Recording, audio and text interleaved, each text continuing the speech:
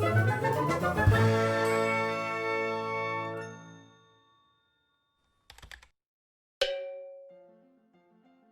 présente l'association Valorise et la conserverie anti-gaspi hors norme. Toutes deux sont nées dans le territoire du Saône-et-Loire pour répondre à une problématique transversale qui est le gaspillage alimentaire. L'objectif de Valorise, c'est de proposer de la sensibilisation et de l'animation auprès de divers publics. Les enfants, qui sont donc des futurs consommateurs, les salariés en entreprise qui ont très peu de temps pour déjeuner le midi ou qui n'ont pas un environnement propice à prendre une pause correcte.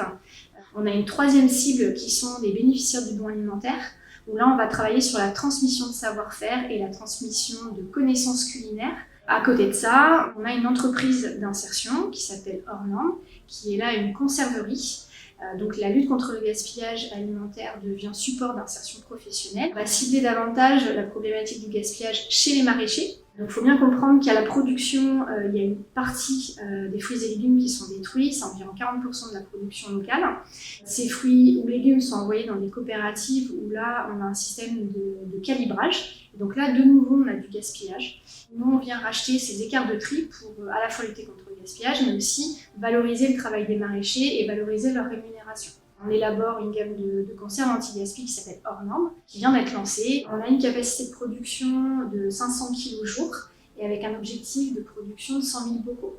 On a un sourcing à environ 30-40 km autour de notre structure parce que la réponse, elle se veut vraiment territoriale. C'est une goutte d'eau par rapport au volume de gaspillage alimentaire sur notre territoire. Notre objectif aussi, c'est d'accompagner les maraîchers via la Chambre d'agriculture, mais aussi les coopératives, à un changement de fonctionnement à l'origine en fait, du problème. L'origine du problème sur le calibrage des produits vient des commandes des grandes et moyennes surfaces en fait, qui ont des cahiers des charges spécifiques.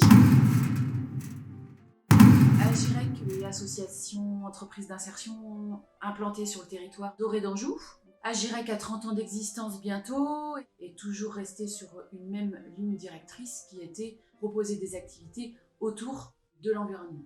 Une activité principale qui est le tri des emballages ménagers recyclables. On a une autre activité de gardiennage de déchetterie. On a aussi une activité qui existe depuis une dizaine d'années qui consiste à collecter les matières recyclables auprès des entreprises. Notre partenariat avec l'écocyclerie de Saint-Quentin-en-Mauges. Et puis on a notre dernier né qui n'est plus tout nouveau, qui est le marché d'Orée, qui est un commerce vrac et local avec l'ambition de toujours tendre vers la vente de produits zéro déchet et de produits locaux. Quand on recherche un produit, on recherche toujours le fournisseur, dans l'idéal en local, qui propose des produits zéro emballage.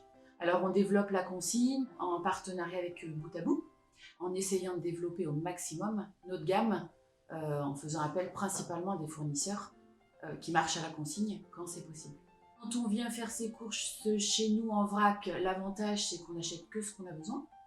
Les invendus de la journée sont mis en ligne sur l'appli Too Good To Go et les gens viennent en fin de journée, si on a eu des invendus, et là ils récupèrent une cagette de produits qui leur coûte 2 €. Ce qui reste à venir là en termes de nouveautés, c'est l'ouverture d'un e-commerce.